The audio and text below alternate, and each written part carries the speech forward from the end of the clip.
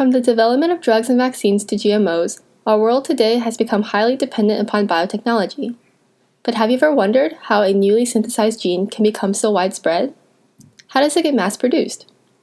Let's assume we have synthesized a revolutionary piece of DNA that will aid in crop production or in curing a disease. To replicate it, we can use a cloning vector. A vector is a stable piece of circular DNA often derived from viruses. It has three basic components. First, the multiple cloning site, where foreign DNA is inserted. Second, a drug resistance gene to select for successful clones. Let's say, for example, ampicillin. And three, an origin of replication that allows for future translation and transcription of the DNA. The first step is to insert our strip of DNA into the vector at the cloning site. To do this, we will need to cut our vector with a special enzyme called a restriction enzyme. There are many of these enzymes, but they all produce what are called sticky ends, which are a unique set of overhanging base pairs. Think of a restriction enzyme as a pair of patterned scissors, which cuts a specific groove at the cloning site. We will then digest our DNA with that same enzyme, which will generate corresponding sticky ends.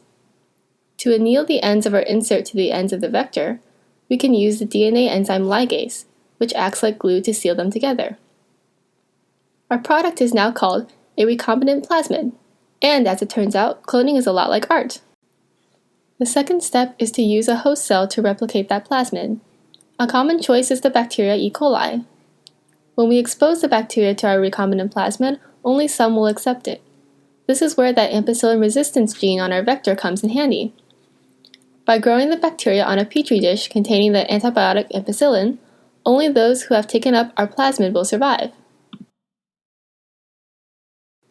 The third and final step is to mass produce those successful plasmids, which in turn generates millions of copies of our revolutionary piece of DNA. By flipping on the switch at the origin of replication, we can initiate the cell division of our E. coli hosts. And every time the bacteria divide, we get more and more copies of our DNA that we can then use to produce useful proteins.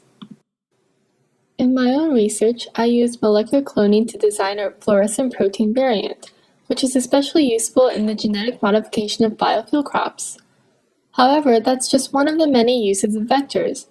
By harnessing cellular processes, genetic engineering has the power to change lives and to shape our future.